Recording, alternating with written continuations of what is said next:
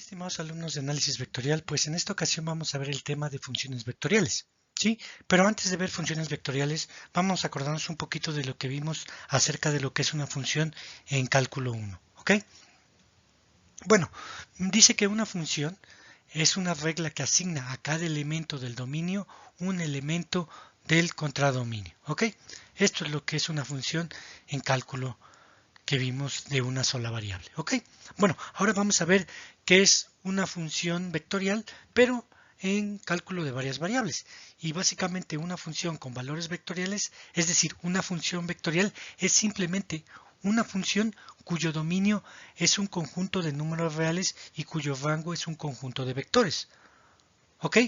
Otra vez, va de nuevo. Es algo muy parecido a esto, pero ya cambia un poquito en lo que es el contradominio o en el rango. Es decir, una función con valores vectoriales, es decir, una función vectorial es simplemente una función cuyo dominio es un conjunto de números reales y cuyo contradominio o rango es un conjunto de vectores. De hecho, nosotros ya hemos estado trabajando con vectores. Cuando nosotros en física vimos tiro parabólico, ¿sí? Encontrábamos tanto x como y en función de t. A este t más adelante le vamos a llamar un parámetro, ¿ok? Bueno, nosotros describíamos la velocidad y describíamos la posición de este objeto en un tiempo t. ¿Sí? Acuérdense, esta era la velocidad. Después encontrábamos la velocidad en x, que era b0 coseno de teta. Y en y era by es igual a b0 seno de teta, ¿ok? Para un tiempo 0, para un tiempo 1 y así sucesivamente, ¿sí? En torno a esta trayectoria. Igual la aceleración, que era un vector en el eje y. Acuérdense que en el eje x pues es constante. La aceleración en x para un tiro parabólico, ¿ok? Entonces encontramos la aceleración en y. ¿Sí? Por ahí chequen sus apuntes en física de cómo encontrar las componentes de la aceleración en cualquier tiempo t. ¿Ok? Lo mismo para la velocidad. ¿Sí? Aquí solamente he puesto, ya que no estamos en una clase de física formal, ¿sí? Estamos en análisis vectorial. Esto es solo para ejemplificar. ¿Sí? No, no podemos pues distraernos un poquito de lo que estamos viendo, ¿no? Pero por ahí les pido de favor que chequen, ¿sí? Todas las cantidades físicas que se encuentran en un tiro parabólico para que vean que nosotros encontramos tanto la componente en x de la velocidad, la componente en y de la velocidad, la aceleración en x de la aceleración y la aceleración en y precisamente de la aceleración. Acuérdense que la aceleración en x es igual a 0. ¿Sí? Y por lo tanto la velocidad en x también es constante. Solamente tenemos velocidad en y. ¿Ok? Bueno, entonces me dice que una función vectorial mapea números reales a vectores. ¿Sí? Se puede usar una función vectorial para representar el movimiento de una partícula a lo largo de una curva. ¿Sí? De hecho, de eso se va a encargar un vector de posición que le vamos a llamar r de t. ¿Ok? Bueno, pues a modo de ejemplo, nosotros nos acordamos de la posición en x de un objeto que estaba dado como b0 coseno de alfa por t, que básicamente es la componente en x de la velocidad inicial. ¿Sí? Y y, la altura de este objeto en cualquier instante, pues está dada como menos un medio de gravedad por tiempo al cuadrado más velocidad por seno de alfa, de donde alfa, acuérdense que es el ángulo que forma la horizontal con el vector inicial. ¿Ok? Bueno, pues estas son las componentes de la velocidad en x y y. ¿Sí? Es decir, en x, ¿cuál es la posición en x? Está dada por esta, ¿sí? Que es la componente de esta velocidad inicial. ¿Sí? Porque es constante. ¿Sí? Esta componente de esta velocidad es constante a lo largo de la trayectoria, pero en y está dada como menos un medio de la gravedad por tiempo al cuadrado más b0 seno de alfa por t. ¿Ok? Es decir, dependen de t. Bueno, ahora vamos a considerar una partícula que se mueve en R3, es decir, en 3 dimensiones, cuyas coordenadas ahora van a estar dadas como funciones del tiempo, x de t, y de t y z de t. Es conveniente representar la trayectoria de la partícula mediante la función con valores vectoriales, ¿sí? Es decir, de esta forma, a la cual nosotros vamos a llamar 1. Ahora vamos a pensar en r de t, acuérdense que este es r de t, en un tiempo 1, r de t en un tiempo 2, r de t en un tiempo 3 y r de t en general, ¿no? Piense en r de t como un vector de movimiento, ¿sí? Este va a ir siguiendo esta trayectoria, este vector f de t, ¿sí? Me va a ir siguiendo esta trayectoria, ¿ok? Aquí, aquí, aquí y así para todos los tiempos, ¿ok? Me la va a ir, ¿cómo les diré? Me la va a ir como describiendo, ¿sí? Va a ir acompañando a esta trayectoria, este vector ft. Por eso dice que piensa ft como un vector en movimiento, que apunta desde el origen a la posición de la partícula en el tiempo t. Sí, conforme se vaya moviendo esta partícula, el vector f de t se va a ir desplazando, ¿ok? A lo largo de esta curva, ¿ok? Bueno, vamos a seguir para entender un poquito más esto de funciones vectoriales. Supongamos que un objeto que se mueve en un plano, vamos a suponer este, y mientras transcurre el tiempo t, describe una trayectoria como el representado por esta curva, ¿ok? Ahora, dicha curva no puede ser descrita mediante una ecuación de la forma y igual a f de x, ¿sí? Esta no puede ser descrita mediante una ecuación de la forma y igual a f de x, tal como lo habíamos puesto nosotros, por ejemplo, en cálculo, ¿sí? Cuando calculábamos áreas, cuando calculábamos volúmenes, ¿sí? El área entre dos curvas, nosotros tenemos una función y igual a x, y igual a x cuadrada, ¿sí? Eran trayectorias que eran curvas cuya ecuación ya conocemos dados de la forma y igual a f de x, ¿ok? Pero aquí no, ¿sí? Aquí dicha curva, como dice esto, no puede ser descrita mediante una ecuación de la forma y igual a f de x. Y esto debido a que las coordenadas x y y de la posición de la partícula, o x y de la posición de la partícula, dependen del instante de tiempo t. Como lo vimos aquí, estas coordenadas dependen de t. Así, deben de existir funciones f y g de la variable o el parámetro t tales que x es igual a f de t y y es igual a g de t, ¿sí? Estos puntos, ¿sí? Un punto en particular de esta trayectoria depende de las coordenadas x, y, que ahora dependen de t. X depende de t, y depende de t, que las vamos a poner como f de t y g de t. Este par de ecuaciones, que muchas veces es una forma conveniente para describir una curva, se llama ecuaciones paramétricas. Estas que estamos viendo aquí se llaman ecuaciones paramétricas de la curva en el plano, ¿ok? Y las describimos de esta forma, ¿ok? X es igual a f de t y y igual a f de t. Son las coordenadas, ¿sí? De cualquier punto en esta trayectoria, ¿ok? Bueno, ahora, cada valor de t determina un punto, como lo acabamos de mencionar, cada valor de t determina un punto xy en el plano. Cuando t varía en un intervalo de números reales, el punto xy igual a f de t de g de t se mueve generando una curva en el plano. ¿Ok? Vamos a pasar a la siguiente diapositiva. Bueno, para entender de forma más completa lo que es una función vectorial, vamos a darle lectura a estos 3 puntos. Dice, de manera más general, una función con valores vectoriales es cualquier función f de t de la forma de la ecuación 1, que ya vimos en la diapositiva anterior, cuyo dominio D es el conjunto de números reales y cuyo contradominio es un conjunto de vectores de posición. Ok, esto ya lo habíamos mencionado. La variable t se denomina parámetro y las funciones x de t, y de t y z de t se denominan componentes o funciones de coordenadas, que no se nos olvide.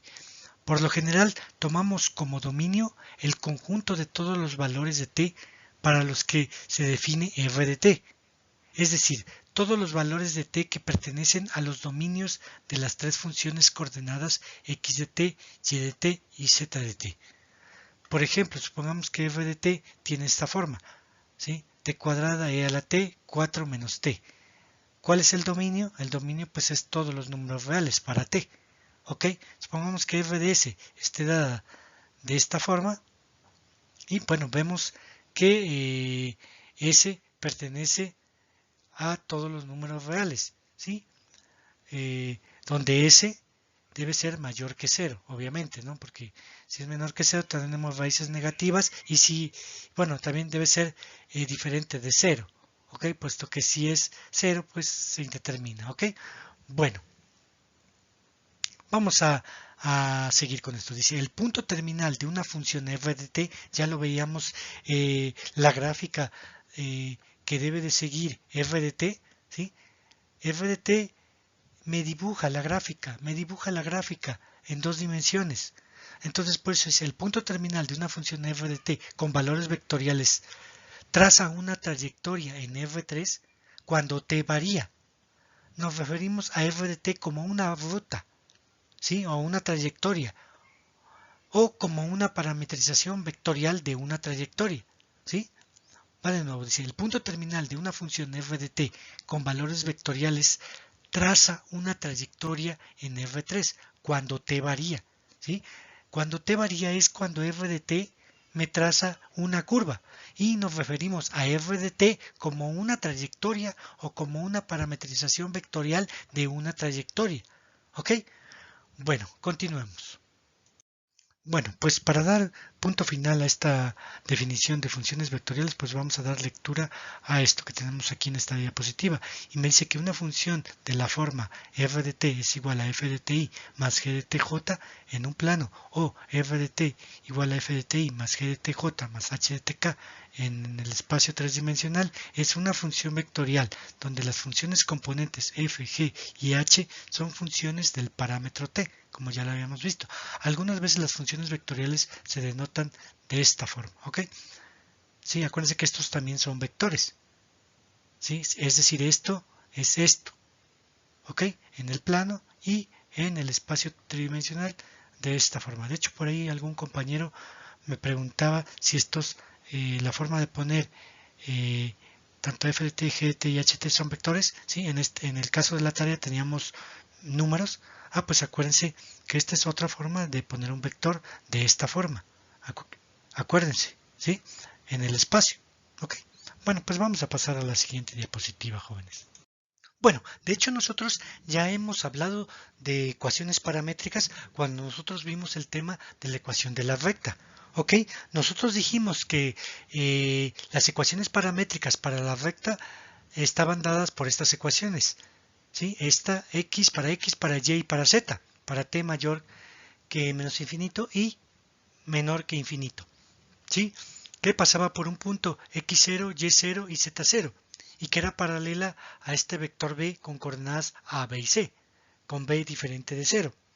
¿Ok?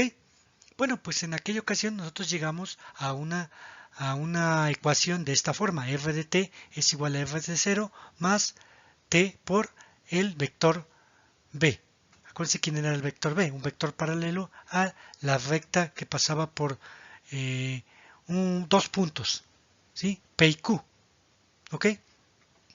Bueno, pues esta ecuación nosotros la podemos poner así, puesto que P0 tiene coordenadas x0, y0 y z0, y f0, ¿quién era? Pues x0, y0 y z0, ¿ok? Más t veces b, que era a, b y c. ¿Ok? Bueno, pues entonces esta ecuación nosotros la podemos escribir de esta forma. ¿Ok? O lo que es lo mismo de esta otra forma. ¿Sí? En términos de los vectores unitarios I, J y K.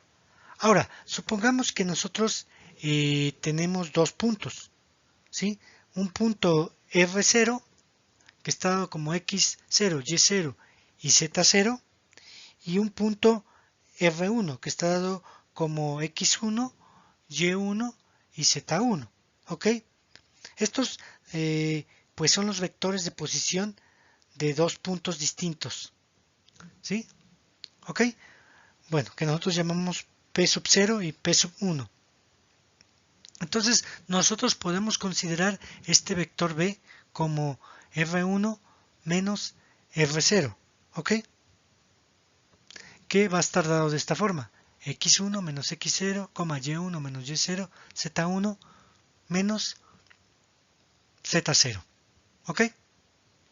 Bueno, pues ahora f de t lo vamos a poder escribir de esta forma, ¿sí? Ya no de esta forma. Acuérdense, únicamente sustituimos este vector b aquí. Acuérdense, este vector b nosotros le hemos llamado f1 menos f0. Acuérdense quiénes son estos vectores, f1 y f0, ¿ok? ¿Y quién es este vector b? Vayan a la gráfica que habíamos hecho para calcular la ecuación de la recta. ¿Sí? Este vector b pues va a estar dado en términos de estos dos vectores, f0 y f1. Acuérdense, el vector b lo trazábamos conforme iba la recta, ¿ok? Acordándonos que era un vector paralelo a dicha recta, ¿ok? Entonces, si nosotros ponemos que b es igual a f1 menos f0, ¿sí? Acuérdense, f0 va a ser la parte inicial de mi vector b y mi f1 va a ser mi parte final de de, de mi vector b, ¿sí? Bueno, vamos a tratar de ejemplificarlo, ¿sí? Acuérdense que nosotros teníamos un espacio 2 o 3 dimensional, supongamos así, ¿sí? A lo largo del cual pasaba una recta, ¿sí? Esta era una recta que vamos a llamar R, ¿ok? ¿Sí? Y bueno, acuérdense que el vector B pues era algo así, ¿sí? Un vector paralelo a este, ¿ok? Bueno, pues ahora ese vector B lo vamos a trasladar a esta recta, tal como lo hicimos en la clase, ¿sí? En la clase de ecuación de la recta, ¿de acuerdo? Bueno, pues ahora este vector f0 pues va a ser este. Este va a ser f0, ¿de acuerdo? Y este vector va a ser f1, ¿de acuerdo? Bueno, es f1, no b1. Déjenme quitar esto porque ya me salió chueco. ¿Sí? Este vector es f1. f1, ¿ok? ¿Vale? Entonces este vector habíamos dicho que es un vector b. Es este vector b que está aquí, ¿ok? Entonces, como acuérdense que ya nosotros sabemos sumar vectores, jóvenes, ¿sí? Ya está, a estas alturas del partido, ya nosotros debemos de saber sumar vectores. Entonces, este vector, ¿quién va a ser? ¿Sí? Este vector pues va a ser f1 menos f0, ¿ok? Que lo podemos escribir de esta forma, puesto que este vector f1 ya habíamos dicho que tiene coordenadas x1, y1 y z1. Déjenme poner el puntero, ¿sí? Ya que habíamos dicho que este vector, ¿sí? f0 tenía coordenadas x0, y0 y z0, y este vector f1, x1, y1 y z1, ¿ok? Entonces, este vector, como le habíamos dicho, por suma de vectores, nosotros lo podemos escribir así, ¿ok? Bueno, en términos del parámetro, ahora sí, aquí lo podemos escribir como f de t es igual a f de 0 más t f1 menos f0, ¿ok? Que bueno, de otra forma se puede escribir de esta forma, ¿ok? Factorizando f0. ¿Ok? Y en términos del parámetro t también, ¿ok? Bueno, ahora podemos decir que si el intervalo del parámetro es cerrado, es decir, es cerrado con intervalo a, b, entonces la función vectorial anterior, esta función vectorial anterior, traza el segmento de recta entre los planos definidos por f de a y f de b. Se dan de cuenta que aquí es a y aquí es b. Dice que si el intervalo del parámetro es cerrado, a, B, entonces la función vectorial anterior, esta función vectorial, traza un segmento de recta, entre los puntos definidos por f de A y f de B. En particular, si f está dado por esta ecuación, entonces la orientación es tal que f de t traza el segmento de recta desde el punto P0 al punto P1, ¿ok? Desde el punto P0 hasta el punto P1. Esto es lo que me hace esta f de t, trazar el segmento de recta desde este punto a este otro punto, ¿ok? Bueno, vamos a continuar.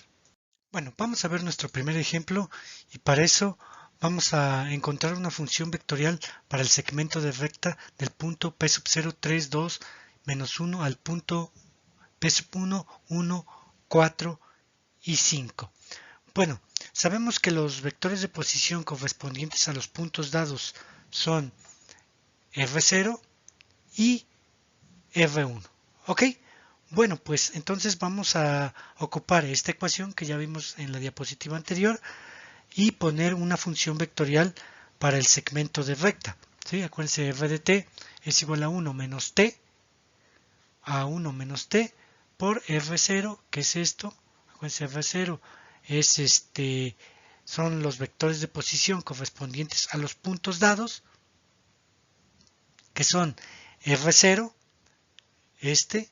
y f1, ¿ok? Por lo tanto, me va a quedar f de t es igual a 3, aquí, a 1 menos t por f0, que es este punto, que es 3, 2, menos 1, más t veces f1, que es este otro punto, 1, 4, 5.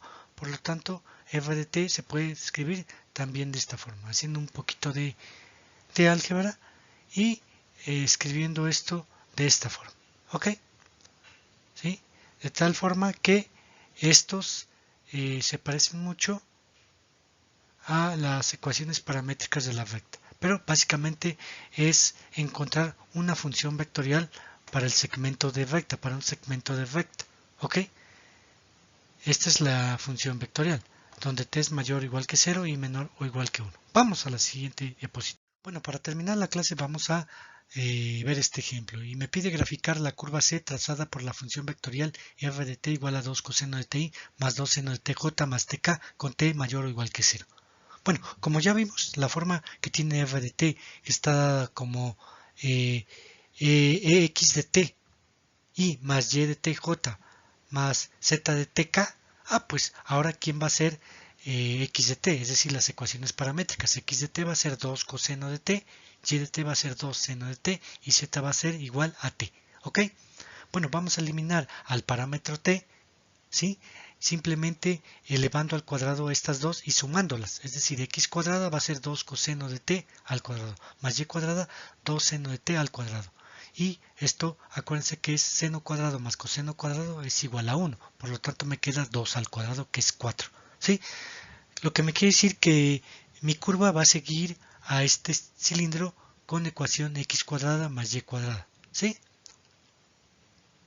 Cada que aumente el valor de t. ¿Sí? Es decir, la curva se va a enrollar hacia arriba en una espiral cilíndrica o en una hélice circular. Para eso, para ver los puntos por los cuales f de t va a ir describiendo esta trayectoria que es una espiral cilíndrica o una hélice circular, pues vamos a ver esta tabla, ¿sí? Para eso nosotros vamos a darle valores a t, ¿ok? Y vamos a ver cuánto vale x, cuánto vale y y cuánto vale z. ¿Sí? Para eso los puntos que les vamos a dar son los puntos que nosotros ponemos eventualmente cuando graficamos el seno y el coseno, es decir, 0, pi medios, pi, 3 pi medios, 2 pi, 5 pi medios, etc. ¿Ok? Estos puntos que están aquí son estos mismos puntos que están acá. Y evaluar x y evaluar y en esos puntos. Por ejemplo, para t igual a 0, coseno de 0 es 1, entonces x vale 2. 2 por 1, 2. Si t vale 0, seno de 0 es 0, por lo tanto y es igual a 0. ¿Ok? Y z va a ser igual a 0, puesto que t vale 0. Ahora, si t vale pi medios, si t vale pi medios, ¿cuánto vale el coseno de pi medios? 0, ¿no? Aquí lo vemos. Acuérdense que el coseno es la de color azul. Coseno de pi medios es 0. Por lo tanto, el x va a valer 0. Y seno de pi medios vale 1.